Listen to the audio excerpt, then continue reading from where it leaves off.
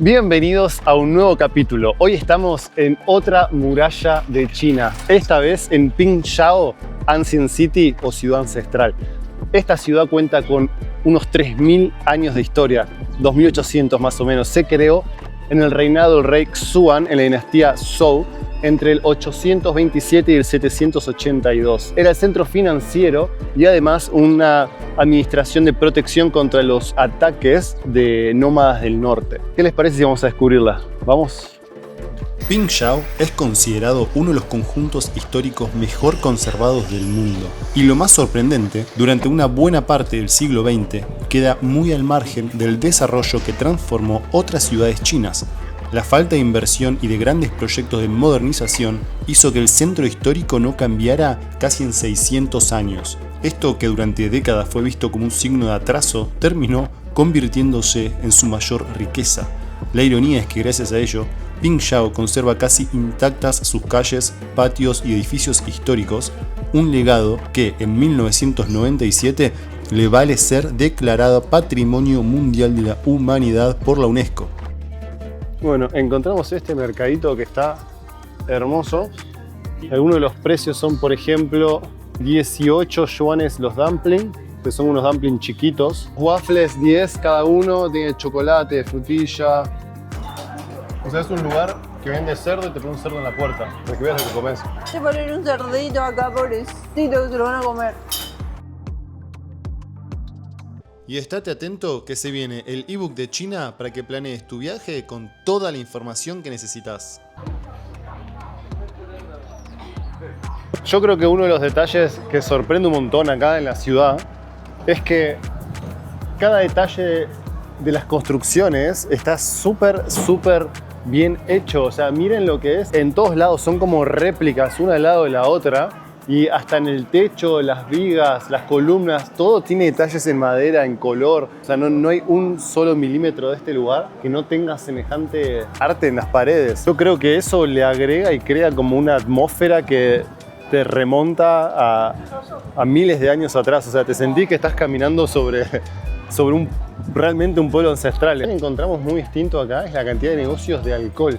De licores buenos, finos. Por ejemplo, estos hacen Fenghu, se llama Fenghu. Otros locales como este tienen algunos que están añejados por 10 hasta 50 años y tienen precios carísimos, 500, 600, 700 dólares la botella. Y es la primera vez que encontramos negocios y tantos uno al lado del otro con licores o alcoholes. En general no hay mucho negocio de alcohol, para nada. De hecho, no hay ni siquiera muchos bares a la vista. También se ven muchas cadenas, como acá está Chagui y estaba KFC. Hay varias como mezcladas en el medio, o sea que se hace una onda bastante como extraña, porque tenés todas las tiendas súper locales, pero mezclada de golpe te meten en una cadena con toda la onda así antigua, que queda bastante bueno igual.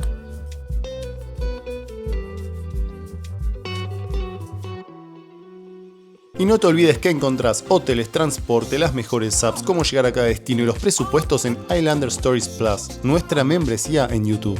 Creo que este es el banco. En 1823 se funda el primer banco moderno o de tipo Piao'ao en China. En 1997 la UNESCO lo declara Patrimonio Mundial de la Humanidad. Y en el 2015 recibe la máxima calificación china de turismo nacional, otorgándole la 5A. La 5A es el máximo nivel. Este banco, 16 años después, va a jugar un rol central y súper importante en una de las guerras más importantes que tuvo China. Vení que te cuento. La historia comienza durante la dinastía Qing, cuando la provincia de Jiangxi en general empieza a ganar una reputación entre los comerciantes de ser muy honestos, muy eficaces, muy confiables. Entonces, ¿qué genera esto? Que toda la provincia empiece a crear relaciones con el norte y con todo el resto de China muy poderosas y que generan una confianza que empiezan a hacer que Jiangxi se transforme en el centro financiero de lo que era la dinastía Qing. Recordemos que es la última dinastía de China, conocida como tal. Toda esta confianza genera que se establezca el banco Ri-Shen-Chang. Ri significa sol, Shen significa alzarse y Chang significa prosperidad. O sea que este banco lleva el nombre de una comparación como del sol creciente y naciente junto con la prosperidad que estaba viviendo la provincia.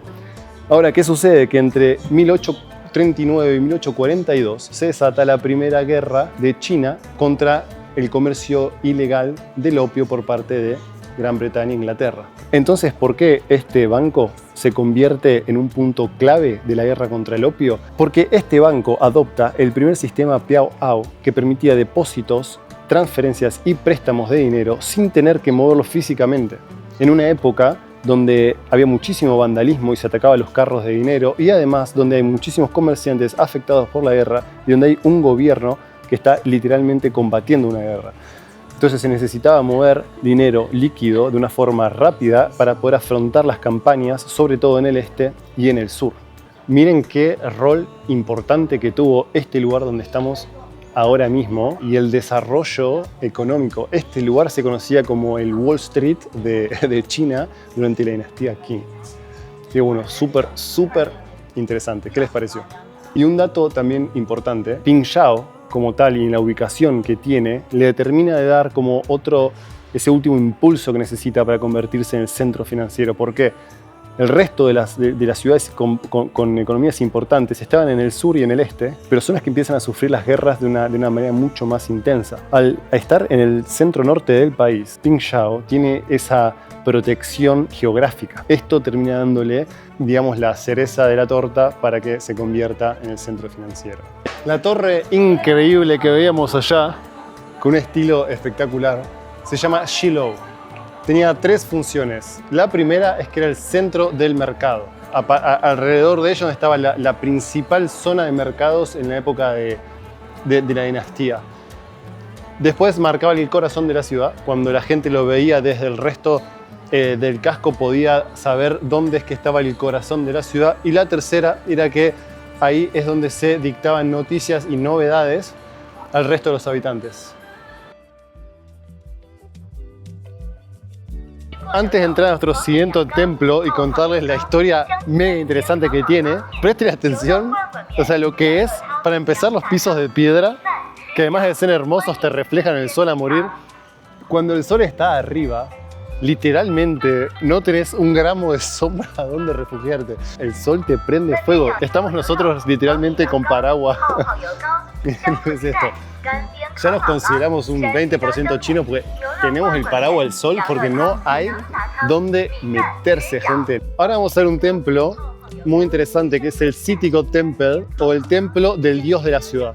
Este templo se crea entre el 960 y el 1280 durante la dinastía Song, pero después se quema y es reconstruido durante la dinastía Qing en el 1864, si mal no recuerdo.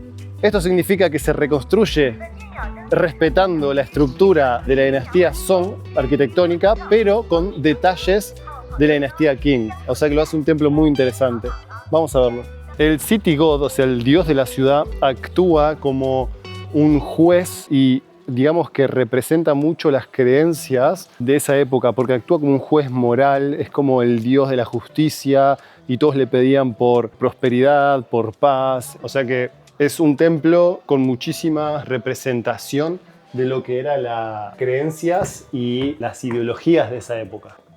Lo que veo que no había mucho en esa época, se ve gente alta, porque miren lo que es esto.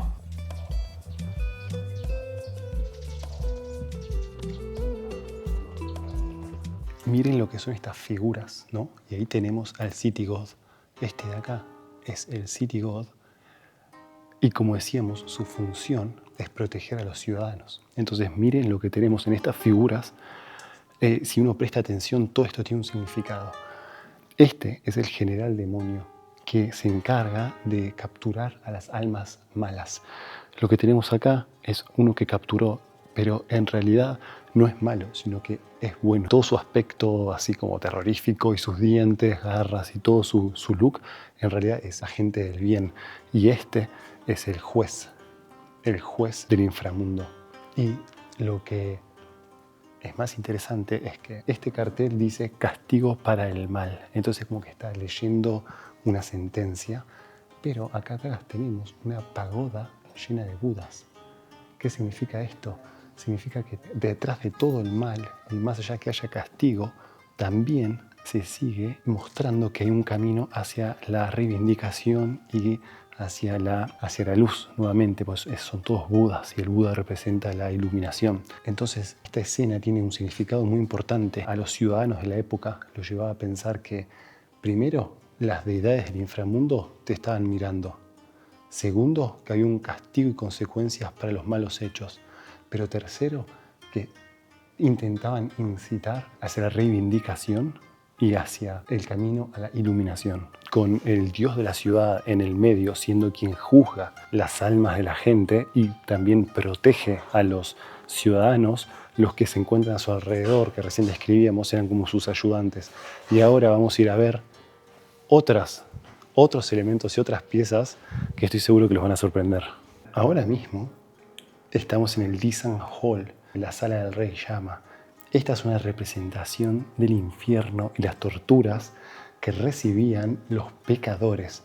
Hay distintos tipos de castigos y cada uno le pusieron su nombre, como ser serruchado o con la masa o cortado por la mitad. O sea, así es como hacían una, digamos, lección moral. O sea, no era solamente representativo y didáctico, sino que era moralizante. También en el mural de las paredes se pueden ver otras deidades observando el comportamiento de las almas pecadores. Si ven, en la pared está lleno de otros dioses o otras imágenes que observan.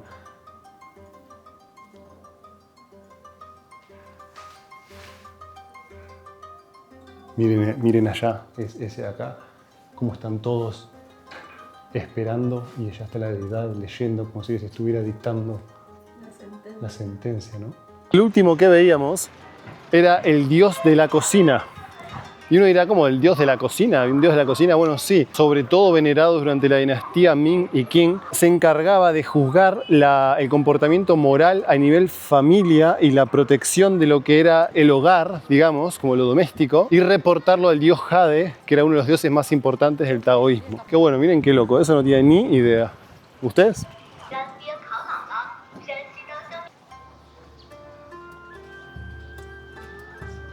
Antes de subirnos a la muralla, ahora vinimos a visitar este templo confuciano que se creó en el año 1163 durante la dinastía Jin. Este templo es uno de los mejores conservados en China y el más antiguo que se conserva en su formato original. Este templo no solamente era un lugar sagrado para el desarrollo del pensamiento confuciano y un modelo para la virtud y educación que se buscaba, sino que también era un centro de educación de élite donde se formaban a los jóvenes para rendir los Keju o exámenes imperiales. Y ahora, ¿qué era y qué representaba el confucianismo, verdad? El confucianismo nace de Confucio, un pensador y filósofo chino que nace en el 551 a.C.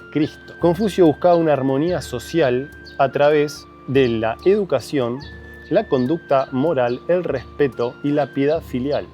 Esto significa el cuidado de nuestros padres, nuestros mayores y el respeto a nuestros antepasados.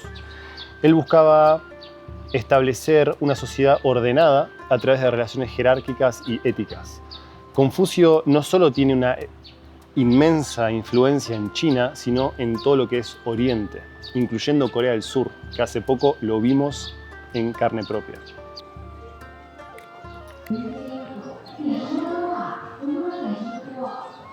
Y ahora sí, llegó el momento de subir nuestra segunda muralla de China. Esta vez la de Pingshuo. Ya recorrimos juntos la de Xi'an, ahora hacemos la de Pingshuo y nos falta dentro de muy poco la gran muralla de Beijing. Aunque esta muralla se construye en la dinastía Song, se reconstruye durante la dinastía Ming en el año 1370. Tiene 6 kilómetros de ancho, 6 puertas, 8 a 12 metros en la base, 10 metros de altura y 72 torres de vigilancia que vemos todas distribuidas por allá. Y recién notamos que en algunas zonas de lo que es el interior es como que todavía vive la ciudad. O sea, recién veíamos gente cortando madera, construyendo. Acá es como que la ciudad vive dentro de la muralla pegado. Es como que te despertás, salís y tenés la muralla milenaria ahí. Increíble. Para mí le da un toque espectacular. ¿A ustedes qué les parece? Gente, espero les haya gustado este episodio. Nos toca despedirnos y nos vamos para Datong. Así que si en un próximo episodio que no se pueden perder, para eso tienen que tocar la campanita, así les avisa. Suscríbanse si todavía no lo hicieron, pónganle un like que nos ayuda un montón. Espero lo hayan disfrutado como nosotros. Hoy conocimos un patrimonio de la humanidad. Así que bueno, muchas gracias por mirar. Nos vemos en el próximo. Quédense. Y no te olvides que encontrás hoteles, transporte, las mejores apps, cómo llegar a cada destino y los presupuestos en Islander Stories Plus, nuestra membresía en YouTube.